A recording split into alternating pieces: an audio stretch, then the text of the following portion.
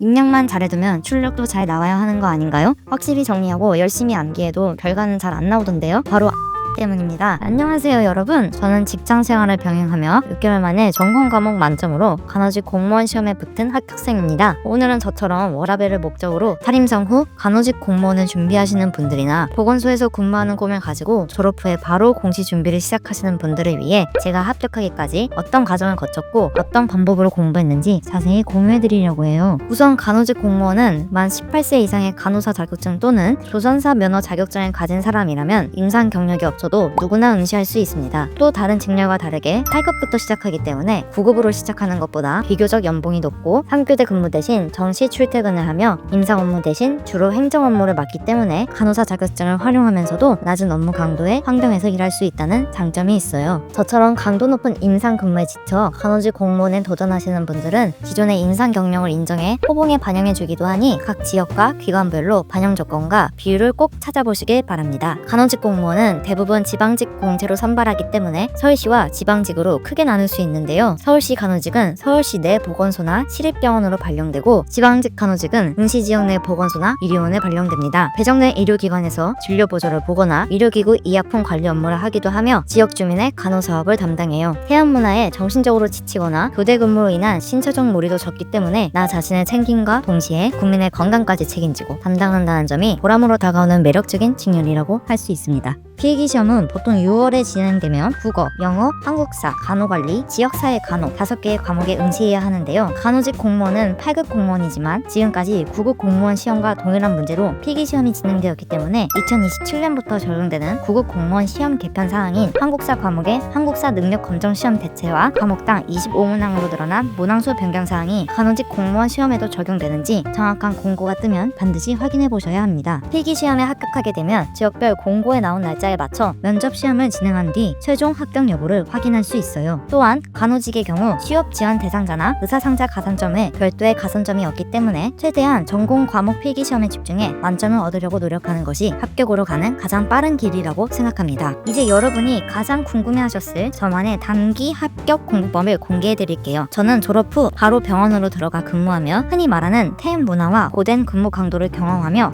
정말 나는 이 길이 아니라는 것을 느꼈고 학생 때부터 관심이 있던 공무원에 도전해야겠다는 생각으로 직전과 병행하며 공부했습니다. 고등학교 시절 제 성적은 국어 5등급, 영어 3등급, 한국사는 아예 공부를 안 했고 그마저도 거의 휘발되어 노 베이스에 가까웠어요. 이미 직장 생활에 지쳐있던 상태라 전공 과목까지 다시 공부하자니 가물가물하고 막막한 상태였습니다. 그래서 초반에는 무리하지 않는 것을 가장 최우선으로 두었어요. 퇴근 후 체력적으로 버틸 수 있는 선에서 기본기를 다지고자 2시간 정도씩 공부했고 쉬는 날에는 8시간에서 10시간 이상 집중적으로 공부했습니다. 시험을 3개월 정도 앞두었을 때 퇴사했고 그때부터는 모든 시간을 공부에만 투자했어요. 6시에 일어나서 밥 먹고 체력을 잃지 않기 위해 공원에서 20분 정도 달린 다음 아침 7시부터 스터디 카페에 가서 밤 10시까지 공부만 했습니다. 가장 머리가 맑은 7시부터 9시까지 보충이 필요한 부분이나 그때그때 가장 중요한 파트를 반복적으로 학습했고 이후에는 매일 같은 순서로 과목을 정해 공부했어요. 9시부터 12시까지는 영어 단어 암기와 문법, 독해 공부를 했고 1시간 식사 시간을 가진 뒤 1시부터 3시까지 국어, 3시부터 6시까지 한국사를 공부했습니다. 저녁 식사 후에는 체력이 많이 떨어지기 때문에 두 전공 과목 중에서 더 집중이 잘 되는 것을 골라 번갈아서 공부했어요. 이런 루틴으로 매일 10시간에서 12시간 정도의 순공 시간을 채우면서 해독을 많이 하는 것에 집중했습니다. 2주에 하루 정도는 꼭 쉬었고 중간에 너무 힘들거나 공부가 안 되는 날에도 과감하게 하루 쉬면서 컨디션을 유지했어요. 국어에서 특히 비문학이 약했던 저는 천천히 지문을 읽고 파악하는 연습을 위주로 했습니다. 영어는 하루에 80개씩 단어를 외웠고 한국사는 기본 강의를 1회독한 뒤에 기출문제를 많이 풀면서 취약한 부분만 다시 강의를 들었어요. 전공 과목은 공부 초반에 조금 방황했는데요. 오랜만에 전공 과목을 공부하려니 막막해서 여러 강의, OT나 샘플 강의를 들어봤지만 간호직 교수님들 특징이 대부분 PPT나 책을 줄줄 읽어주셨습니다. 저는 학부 때도 전공을 어려워했었고 시험 볼 때까지 시간도 없어서 마음이 급한 상태인데 그런 강의를 들으니까 더 혼란스러워서 전공 독학을 해야 하나 생각까지 했어요. 근데 영주쌤 강의를 듣고 그냥 영주쌤 풀코리를 결심했습니다. 하나하나 하나하나 자세히 설명해 주시고 예시도 적절하게 들어주셔서 일단 이해가 너무 잘 갔어요. 중간중간 시험에 나왔던 문제 예시를 말씀해 주시는데 어떤 방향으로 공부해야 할지 감을 잡는데 큰 도움이 됐습니다. 그리고 가장 좋았던 건 따로 요약본을 혼자 끙끙대면서 안 만들어도 되는 거였어요. 선생님께서 PPT로만 수업하시지 않고 집중을 더 할 수 있게 필기도 해주셔서 더 머릿속에 남았습니다. 그냥 그거 노트에 적으면 나중에 짜자잔 단거나가 만들어져요. 그리고 이때 이영주 선생님께 배운 암기력 3요소 활용 공부법을 통해 짧은 시간 안에 효율적으로 공부할 수 있었습니다. 암기력 3요소는 입력 과정인 부호화 단계, 저장 단계, 출력 과정인 인출 단계 이 세 가지로 구성되어 있는데요. 처음 공부를 시작할 때 개념 분석을 철저히 하고 확실히 익힌 뒤 머릿속에 잘 정리해서 넣어놓는 과정을 입력 과정이라고 합니다. 특히 전공 과목의 경우 대분류, 중분류, 소분류로 개념을 잘 분리하며 암기해야 이 지식을 사용하는 출력 과정에서 쉽게 꺼내볼 수 있는데요. 그럼 입력만 잘해두면 출력도 잘 나와야 하는 거 아닌가요? 확실히 정리하고 열심히 암기해도 결과는 잘 안 나오던데요? 이런 반응이 나올 수 있습니다. 바로 암기력 3요소를 활용하는 방법 중 가장 중요한 과정을 거치지 않았기 때문인데요. 열심히 입력하고 깜지 만들고 직접 쓰며 암기하는 것도 중요하지만 출력 과정을 잘 활용하는 것이 가장 기억력에 효과적인 방법입니다. 주기적으로 모의고사를 보거나 스스로 퀴즈를 낸 다음 맞춰보고 공부한 내용을 빈 종이에 써보는 것처럼 다양한 방법으로 저장된 것을 출력해보는 과정을 통해 내가 아는 것과 모르는 것을 확실하게 구분하고 복습하며 자기 객관화 과정을 확실히 거쳐야 하는데요. 이 과정을 거치며 메타 인지를 높이고 나의 강점과 약점을 확실히 알게 되어서 제대로 된 학습 방향을 잡고 부족한 부분을 반복하고 채워주며 효율적으로 학습할 수 있었습니다. 또 이 과정에서 자신의 부족한 부분을 자꾸 마주하다 보면 슬럼프가 오기 마련인데요. 저는 이미 직장도 관두고 시험도 얼마 안 남은 상태였기 때문에 되든 안 되든 계획을 지키고 그냥 공부하려고 노력했습니다. 글자 하나하나 눈에 들어오지 않을 정도로 집중이 안 되는 날에는 무작정 앉아서 시간을 보내기보다는 하루 쉬거나 드라이브를 다녀오며 머리를 식혀준 다음 다시 공부하는 것이 남는 거라고 생각했어요. 또 시험장에서 이 답이 맞는지 저 답이 맞는지 헷갈릴 때는 처음 정한 답 그대로 밀고 가는 것을 추천드립니다. 제 경험상 확실히 다른 선지가 정답이라는 느낌이 들지 않는 이상 답을 고쳤을 때 틀렸던 경우가 더 많았어요. 공부할 때 충분한 입력과 출력 단계를 거쳤다면 가장 처음에 떠올린 것이 맞을 거라 믿고 마음을 다독이며 다음 문제로 넘어가는 것이 더 도움이 됐습니다. 막상 다니던 직장을 관두고 공부를 시작하려니 처음에는 공부할 양도 많고 힘들었지만 헷갈리는 내용을 확실하게 짚고 반복하면서 공부하니 어느 순간 머릿속에 정리가 되어 있었어요. 직장 병행하면서 너무 시간이 부족하고 단기 합격이 과연 될까 싶은 분들에게 용기를 드리고 싶은 마음에 제 공부법을 공유해봤습니다. 간호직에 도전할까 아직 고민하는 분이 계신다면 지금도 늦지 않았다고 말씀드리고 싶어요. 지금부터라도 본인의 부족한 부분을 파악해서 효율적으로 공부하시면 충분히 승산이 있다고 생각합니다. 진심으로 여러분의 합격을 응원하며 현직에서 기다리고 있을게요. 파이팅!